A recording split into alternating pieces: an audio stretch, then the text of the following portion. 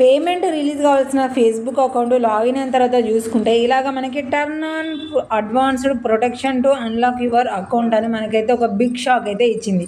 So మరి ఈ ప్రాబ్లమ్ని మనం ఎలా సాల్వ్ చేసుకోవాలి ఏంటి అనేది అయితే మనం క్లారిటీగా చూద్దాము. సో పేమెంట్స్ అయితే అలాగే స్టక్ అయిపోతే కొన్ని రోజులు కనుక మనం ఏ పోస్ట్ పెట్టకుండా ఉన్నామనంటే మనకి మౌంటేషన్స్ కూడా పోయే అవకాశం అయితే ఉంటుంది. కాబట్టి వెంటనే మనం ప్రాబ్లమ్ని సాల్వ్ చేసుకోవాలి అని అంటే ఫస్ట్ ఆఫ్ ఆల్ మనం చేయాల్సింది ఏంటి అంటే కింద టర్న్ ఆన్ అడ్వాన్స్డ్ ప్రొటెక్షన్ అని మనకి చూపిస్తుంది కదా, ఆ ఆప్షన్ మీద క్లిక్ చేసుకోవాలి. దాని తర్వాత ఇలా వెల్కమ్ టు అడ్వాన్స్డ్ ప్రొటెక్షన్ అని అయితే మనకి చూపిస్తుంది. కింద మనకి నెక్స్ట్ అనే ఆప్షన్ మాత్రమే కనిపిస్తుంది, ఇంకా వేరే ఆప్షన్స్ అయితే లేవు. సో మీరేం చేయండి, ఆ నెక్స్ట్ అనే ఆప్షన్ మీద క్లిక్ చేసుకోండి. క్లిక్ చేసుకున్న తర్వాత నెక్స్ట్ మనకు వచ్చే స్టెప్స్ అన్నీ కూడా చాలా క్రిటికల్గా ఉంటాయి. ఇక్కడ నుంచే ప్రతి ఒక్కరికి ప్రాబ్లం అయితే స్టార్ట్ అయిపోతూ ఉంటుంది. ఏంటిది అని అంటే ఇక్కడ మనము నెక్స్ట్ అనే ఆప్షన్ మీద క్లిక్ చేసుకున్నాక మనకి ఏమంటుంది, టర్న్ ఆన్ 2 ఫ్యాక్టర్ అథెంటికేషన్ అని చూపిస్తుంది.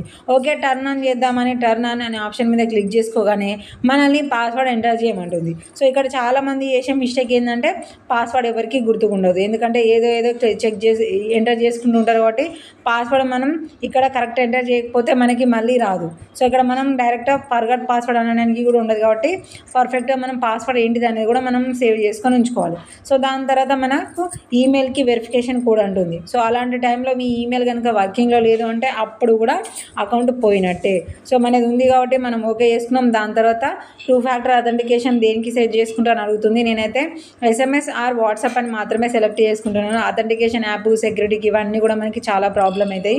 దాని తర్వాత యాడ్ ఫోన్ నెంబర్ అనేది మనకి డైరెక్ట్గా చూపిస్తుంది, అంటే ఏ నెంబర్కి మనం వెరిఫికేషన్ చేసుకుంటాము అనే విధంగా నెంబర్ అయితే అడుగుతుంది. నెంబర్ని అయితే మనం ఎంటర్ చేసుకున్నాం. కింద సేవ్ అనగానే మనకైతే ఈ నెంబర్కి కూడా మనకి ఒక కోడ్ అనేది అయితే వస్తుంది. సో ఫస్ట్ వెరిఫికేషన్ కోడ్స్ అన్ని ఓకే అయిన తర్వాతనే మనకి క్లారిటీగా ఏ సెటప్ అయితే కావాలో ఆ సెటప్కి అది ఆటోమేటిక్గా వచ్చేస్తుంది. సో మనకు ఫోన్ నెంబర్కి వచ్చిన కోడ్ అయితే ఇక్కడ మనం ఎంటర్ చేసుకున్నాము.